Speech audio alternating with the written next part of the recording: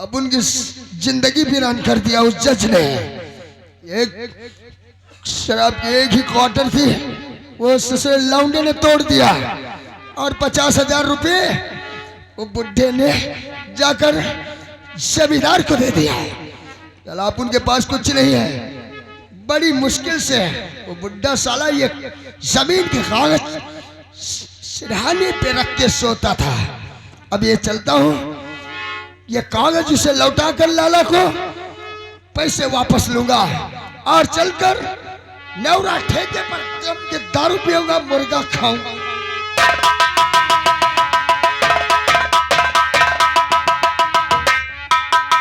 ठीक है, ठाकुर साहब ने कहा है कि उसकी जमीन।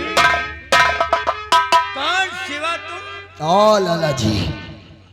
कैसे? ऐसा लाला जी, जो बाबूजी ने पैसे दिए हैं आप मुझे लौटा दीजिए, उसके बदले में मैं जमीन के कागज आपको दे रहा हूँ। हाँ हाँ लाला जी। अरे लाला जी पहले पैसे तो दीजिए। अरे पैसे दे दूंगा भाई, क्या तुम्हारा पैसा लेकर भाग जाऊंगा? अरे तो क्या है, कागज को मैं खा जाऊंगा? अरे लाला जी पैसे लाइए, मुझे पैसों की सख्त जरूरत है। साला चिता की बनी हुई लकड़ी। ये लो भाई। अरे लाइए लाला जी, कोई बात नहीं, कोई भरोसा नहीं है ना तो दीजिए।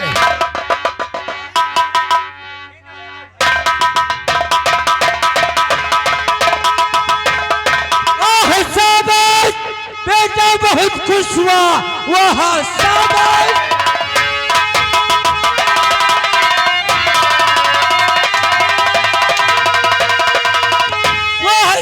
बेटा बहुत खुश हुआ, चीड़ कागज लिया जो बेईमान से, वरना बर्बाद कर देता जान मुझे। साहब को देख तेरे बहुत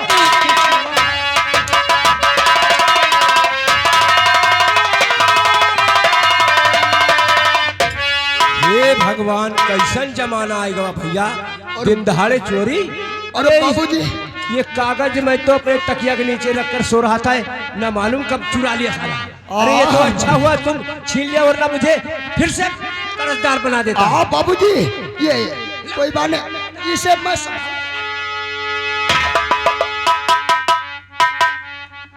शिवा बेटा, ओ सामने से देख तो तेरे दोस्त सही बाबू आ रहे हैं, देख तो।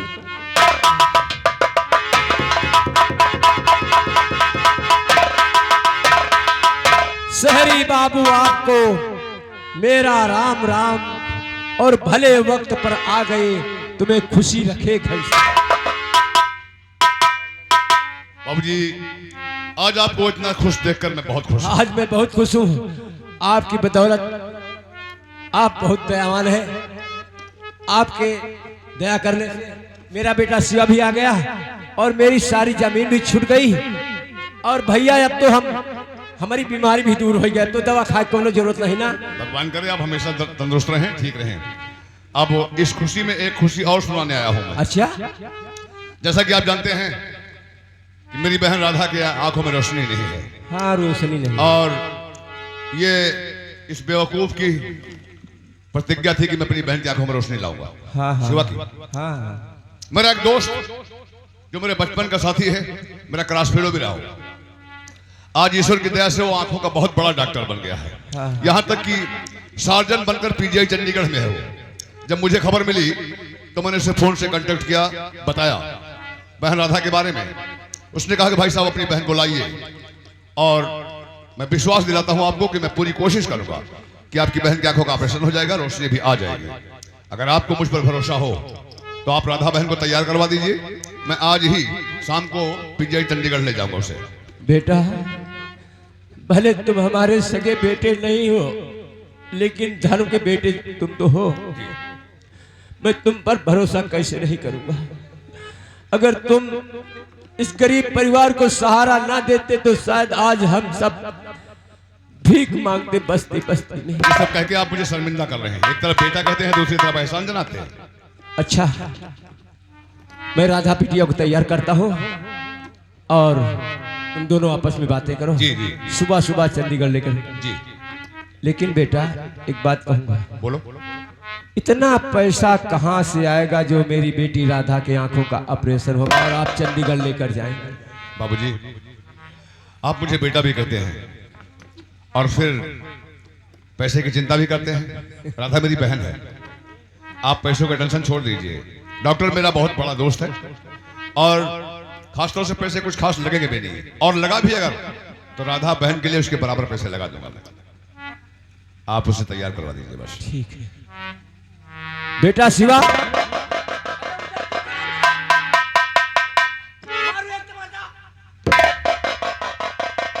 ऊंच नीच का ख्याल नहीं। अरे तेरे दोस्त हैं कि ये तेरे दुश्मन हैं? अरे तुझे प्रणाम करना नहीं आता? 2 बरस के बाद परदेश है, एकदम बेवकूफ हो गया तू। यहाँ एकदम हाल चाल भूल गया। बाबूजी, वो क्या है, जब दो लोग आपस में बात करते हो तो तीसरे की जरूरत क्या होती है? आप मिल लिए, हम भी मिल लेंगे। वाह वाह वाह, खुशी हुई मुझे सुनकर। हमें भी बहुत कम से कम अभी तक इंसान रामायण पढ़ते थे, गीता पढ़ते थे, उन्हें ज्ञान होता था। अब गधों को भी रामायण गीता की बात याद आ गई कि जब बड़े आपस में बात करते छोटों को बात नहीं करना चाहिए। बेटा एक बात कहूँ, जब से ये मेरा बेटा आया है बहुत सेवा करता है, हाथ गोड़ दबाता है, खोपड़ी में तेल भी लगाता है, बहुत सेवा करता है। मैं इसकी तरफ से माफी मांगता हूँ। कोई बात नहीं बाबूजी, मैं जानता हूँ कि बेवकूफ तो ही है, अनपढ़ गंवार नहीं है। आप ये बाबूजी, मैं प्रणाम भी करूंगा।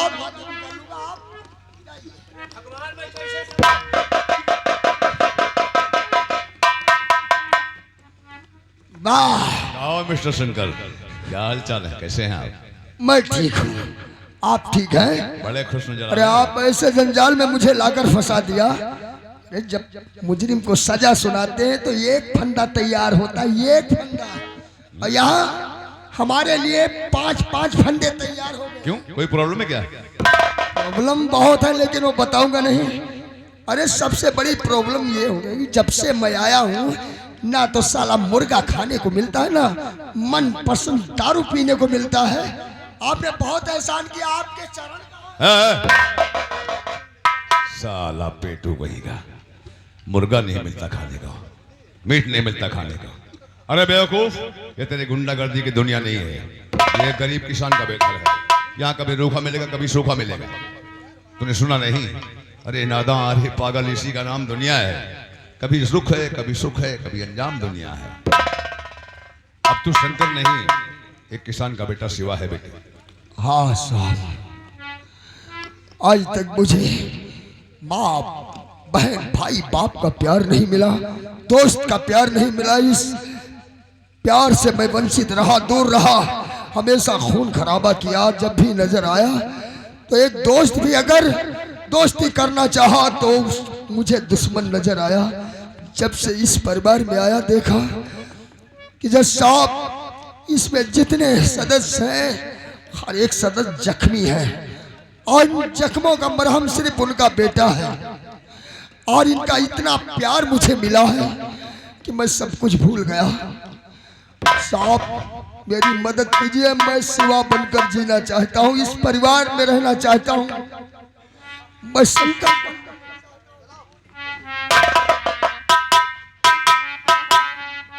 देखा शंकर, जाग गया तुम्हारे दिल, तुम्हारे सीने के अंदर वो छुपा हुआ नेक इंसान। मर गया वो बुरा इंसान, अब तुम्हारे पापों का प्रायश्चित हो गया है। आज तुमने ये कहकर मेरा दिल जीत लिया, जज आलोक वर्मा के दिल में अपना घर बना लिया तुमने। अब तुम मेरे छोटे भाई जैसा खड़ा हो। अब जज साहब नहीं कहना, मुझे बड़े भैया कह के बुलाना। और सुनो, मैं जा रहा हूँ राधा बहन को लेकर पीजीआई चंडीगढ़, क्योंकि ये शिवा का सपना था। और जब तक मैं वापस ना हूँ, बाबूजी का ख्याल रखना, ठीक है?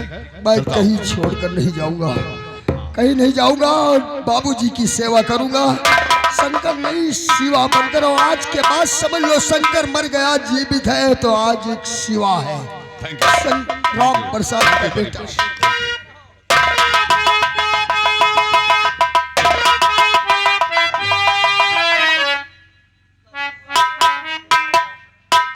अरे शंकर बाबू आएंगे नहीं, ऐसा लगता है कि हमें ही जाना पड़ेगा।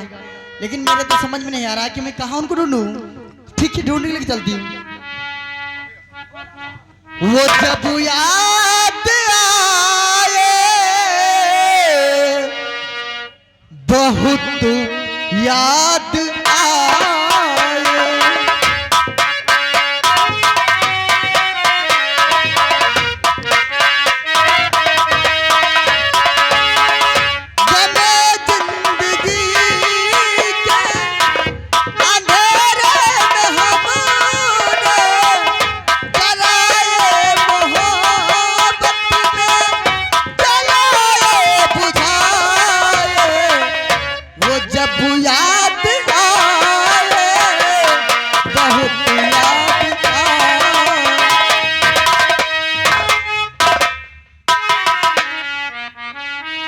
ये बताओ तुम्हें किसकी याद आ रही है? हमें उनकी।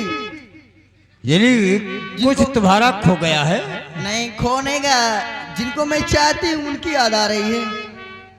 किसको चाहती हो तुम? अपने प्रेमी को। मिस्टर, तुमने ये कैसे सोच लिया कि मैं तुमको चाहूंगी? अपने प्रेमी को? जी हाँ। तुम्हारे प्रेमी का क्या नाम है? मेरे प्रेमी का नाम है शंकर बाबू। शंकर? हाँ। शंकर को ढूंढ रही हो तुम? जी हाँ। ये बताओ। अबे उस शंकर की बात नहीं कर रहे हैं, इसका प्रेमी है शंकर। अरे अभी ये बताओ। हाँ। उसका अता पता या कोई निशानी है? सब कुछ है। तुम देखना क्या चाहती हो? हम उसका यानी फोटो हो तो देख कर, हम कहीं देखा हो तो उसे बता दें।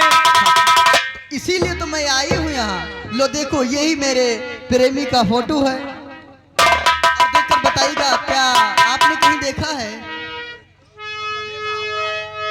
ये इधर आओ। ये तो राम प्रसाद का बेटा शिवा है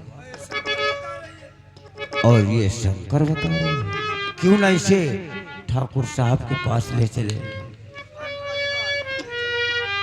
हाँ, मैंने तुम्हारे प्रेमी को देखा है। देखा है? जी हाँ। चलो चल करके मेरे आशीष से मिलाओ। आओ हमारे साथ, हम मिलवा देते हैं। चलो आओ।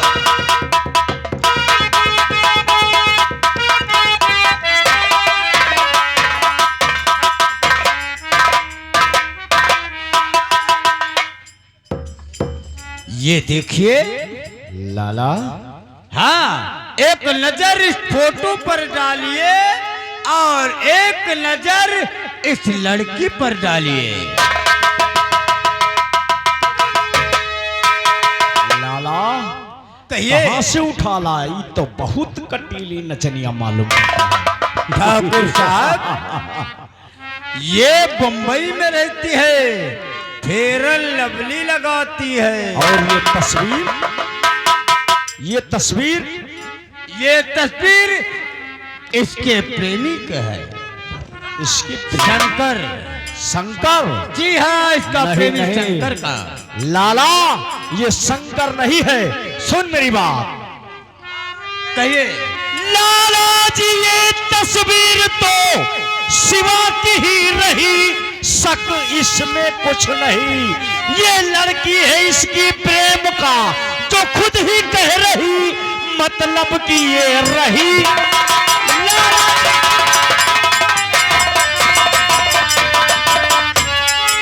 तो ठाकुर साहब, आपका हुक्म करिए पाऊं, इसको बंदी बनाऊं, बंदी बना के इसको राम प्रसाद के घर ले जाऊं, न देरी लगाऊं।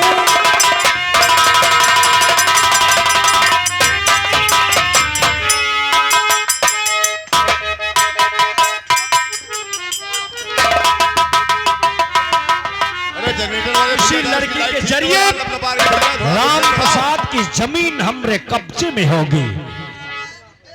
ले चली है लड़की, अगर जरा से तिरफिर किया ना तो तुरंत फायर करूंगा, छोटे सामान उड़ जाएंगे।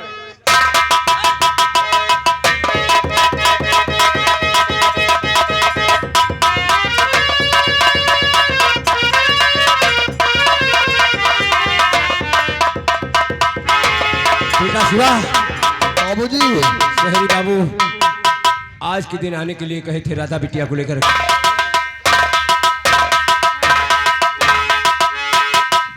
राधा बहन की आंखों में रोशनी आ चुकी है बाबूजी, आ रही हो राधा।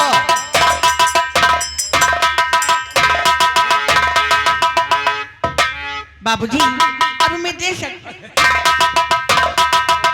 भगवान तेरा लाख लाख शुक्र है जो मेरी बेटी की आंखों की रोशनी वापस कर दिया। बेटा हेलो भैया जेंटलमैन, या इसे बंद कर दीजिए यार, आंख पर लाइट पड़ रही है भैया बहुत बुरी, या इसको वोल्टेज बढ़ा दीजिए या बंद कर दीजिए यार, फिर क्या फायदा, देखो लप लप कर रही है, आंख पे पड़ रही रोशनी यार। वो शिवा देख ले तेरी बुलबुल इधर, वो शिवा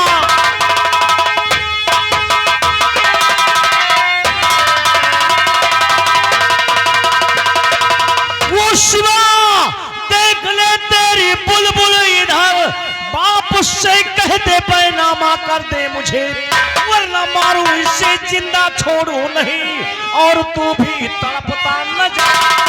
मेरे बेटे शिवाय में क्या देखता, बहू के रहते दूसरी कौन है, सच बताओ मुझे और छुपाओ नहीं, बहू के रहते ये लड़की कौन है?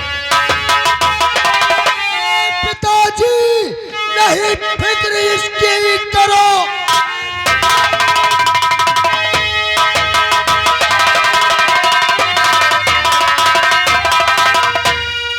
पिताजी नहीं फिक्र इसकी करो, है मेरी प्रेम का छुड़ा लूंगा मैं, पर जमीन का बैनामा करना नहीं, इनसे गिन गिन के मर गए ठाकुर पर नजर उठाने वाले। राम प्रसाद है, राम प्रसाद तुम्हारा का इरादा है? ठाकुर साहब मैं अपने जीते जी अपनी जमीन तुम्हारे नाम बैनामा हर की नहीं करूंगा। कसम चाहे मुझे गोली मार दो, कसम चोटिया की, जो तो काम तेरे जीते जी नहीं हो सका वो काम तेरे मरने के बाद होगा। काश मैं तुझे गोली मार दूंगा तो ये बिंद्रावन गांव वाले बूढ़े बच्चे, तेरे बच्चे तेरी लाश पर फूट फूट कर रोएंगे। ठाकुर धनंजय सिंह मेरे मरने के बाद ये बिंद्रावन गांव के एक एक बच्चे, बूढ़े नौजवान, बहन बेटियां और मेरे घर वाले मेरी लाश पर रोएंगे, लेकिन तेरे मरने के बाद तेरी लाश पर बिंद्रावन गांव का एक कुत्ता भी नहीं। हरामजादे, तुमने ठाकुर के खून को ललकारा है कुत्ते, तो देख तो जिंदा नहीं रहेगा।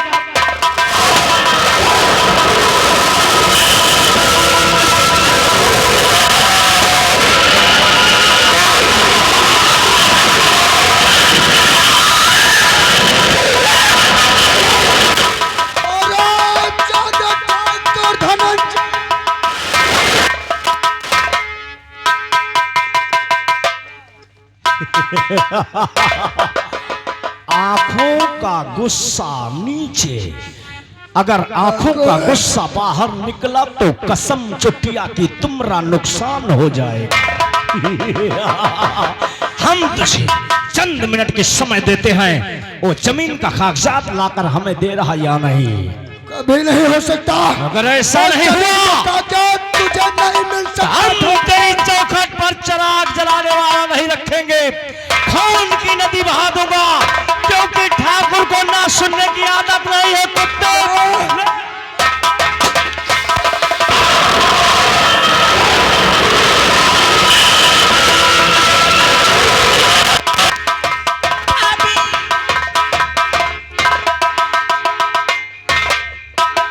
हे भगवान, ये क्या देख रहा हूं मैं? शिवा, शिवा जल्दी एम्बुलेंस बुला, फोन कर एम्बुलेंस को, लक्ष्मी को गोली लगी है। नहीं भैया, अब मुझे दवा की जरूरत नहीं है भैया, अब तो मुझे असलियत की जरूरत है भैया। सच बताओ भैया कि ये मेरे पति है या कि नहीं है भैया? बोलो भैया, बोलो भैया। हे भगवान, ये कैसे मोड़ पर लाकर खड़ा कर दिया तुझे, मुझे क्या करूं अब? लक्ष्मी को गोली लगी है, जिंदगी की आखिरी सांस ले रही है और कह रही है कि भैया मुझे दवा नहीं, असलियत जानना है कि ये मेरे पति हैं कि नहीं। काश काश इस वक्त भी मैं झूठ बोलता हूं, सच नहीं बताता हूं, तो मरने के बाद भी इस बेचारी की आत्मा को शांति नहीं मिलेगी और ना मैं अपने आप को कभी माफ कर पाऊंगा। लक्ष्मी बहन, तुमने मुझे भैया कह के पूछा है, बोलो तो भैया, तुम्हें बोलो भैया। तुम्हारे भाई की कसम है, जब तक असलियत नहीं सुन लेना आंखें मत बंद करना बहन। बोलो भैया, बोलो। तुम्हारा शक जो था वो सच है, ये तुम्हारे पति नहीं है मेरी बहन, ये एक खोखर खूनी गुंडा है, इसका नाम शंकर है और मैं तुम्हारे पति का दोस्त नहीं हूं मेरी बहन, मैं एक जज हूं। 2 साल पहले की बात है, तुम्हारे पति शिवा और शंकर ये दोनों हम शक्ल हैं। इस बदमाश शंकर ने एक सेठ के 50,000 रुपए छीनकर उसे गोली मारकर हत्या कर दिया था। मौके पर इसकी पर्स गिर गई थी, पुलिस को पर्स मिली। पुलिस ने जब पर्स उस सेठ को दिखाया तो उसने बताया कि ये फोटो और पर्स उसी कातिल का है जिसने हमें गोली मारा है और हमारे पैसे छीने हैं। इतना कहने के बाद वो सेठ खत्म हो गया। पुलिस उसी फोटो के आधार पर इस बदमाश की तलाश कर रही थी, शंकर को ढूंढ रही थी। शंकर नहीं मिला। बदकिस्मती से उसी शहर हरियाणा में तुम्हारे पति शिवा नौकरी की तलाश में पहुंच गए। पुलिस ने जब तुम्हारे पति को देखा और वो फोटो मिलाया तो फोटो शंकर का फोटो तुम्हारे पति से सेम टू सेम मिलता था। पुलिस को शक हुआ, पुलिस तुम्हारे पति को गिरफ्तार करके थाने ले गई। चालान हुआ, कोर्ट में पेशी हुई और जब उसकी पेशी हुई तो उस वक्त मौके पर जज मैं था मेरी बहन। सारे सबूत, सारे गवाह तुम्हारे पति के खिलाफ थे, कोई एक भी सबूत तुम्हारे पति न दे सके। हमने भी तुम्हारे पति को कातिल समझ लिया, खूनी समझ लिया और खूनी समझकर हमने तुम्हारे पति को फांसी का हुक्म सुना दिया।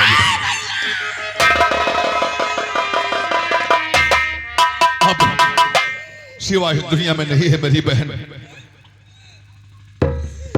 मैं तुमसे माफी नहीं मांगूंगा क्योंकि मुझसे जो भूल हुई है वो भूल नहीं, गलती हुई है मुझसे और गलती की माफी नहीं सजा होती है मेरी बहन। सुना है कि मरने वाले की दुआ बद्दुआ ऊपर वाला दोनों कबूल करता है। तुमने मुझे भैया कहा है तो आज तुमसे आखिरी वक्त तुम्हारा भाई कुछ मांगने जा रहा है, इनकार मत करना मेरी बहन, देना उसे। आखिरी सांस लेने से पहले शंकर को और मुझे कोई ऐसी भयानक बद्दुआ देकर जाओ मेरी बहन, ऐसी भयानक बद्दुआ दे दो कि जिस तरह से मेरी वजह से और इस शंकर की वजह से तुम्हारा परिवार तिनकी की तरह बिखर गया है, आज तक जिंदगी की आखिरी सांस ले रही हो, तुम्हारे बच्चे यतीम होने जा रहे हैं, इससे भी बुरी, इससे भी बदतर मौत मिले हमें, कोई बद्दुआ देकर जाओ बहन। भैया, भैया तुम्हें मैं किस जुबान से बद्दुआ दे सकती हूँ भैया? ये तो अनजान में हुआ था भैया, अनजान में हुआ है भैया। अगर तुम्हारी जगह पर और कोई जज होता तो यही तो फैसला करता भैया जो आपने किया है भैया। हाँ भैया, लेकिन भैया तुम कहाँ भैया? मेरे आंखों के सामने अंधेरा जाता रहा भैया, लेकिन भैया मुझे एक वचन तो दो भैया कि मेरे न रहने के बाद मेरी बच्ची राधा को और मेरे बेटे मुन्ना को अनाथ तो नहीं होने देंगे भैया? बोलो भैया, वचन तो भैया।